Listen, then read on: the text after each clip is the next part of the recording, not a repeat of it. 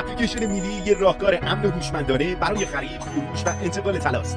برای دانلود این اپلیکیشن کافیه وارد سایت mili.gold بشی و از اینجا دانلودش کنی. بعد از دانلود نوبت ثبت نام و احراز هویته. برای این کار باید شماره موبایلت رو وارد کنی.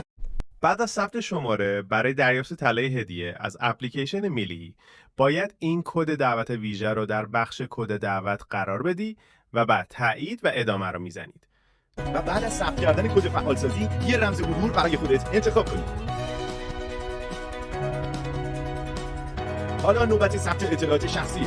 یادت نره برای اینکه تو فرآیند احراز هویت مشکلی پیش نیاد، همه اطلاعاتت باید مطابق اطلاعات کارت ملیت باشه.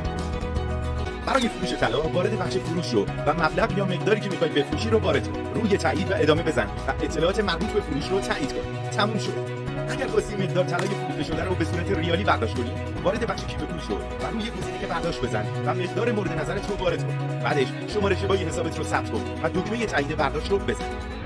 اگر می‌خوای به فرد دیگه‌ای طلا انتقال یا هدیه بدی، وارد بخش خدمات شو و بعد از ورود به قسمت انتقال طلا، آدرس حساب مقصد رو ثبت کن.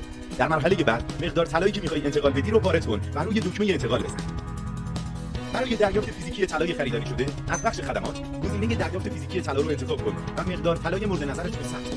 بعد از اینکه جزئیات رو تایید کردی، کارشناسان میلی برای هماهنگی زمان و مکان دریافت طلا در اسرع وقت باهات تماس می‌گیرند. برای گرفتن کارت هدیه از میلی از بخش خدمات وارد قسمت کارت هدیه شو و روی گزینه میخواهم طلا هدیه بدهم بزن. بعد از انتخاب کارت مورد نظرت میتونی روش دریافت کارت هدیه و جزئیاتش رو انتخاب کنی. برای پرداخت هزینه کارت هدیه هم میتونی از کیف پولت استفاده کنی و هم از حساب طلات کارت هدیه رو شارژ کنی. میلی به قدرت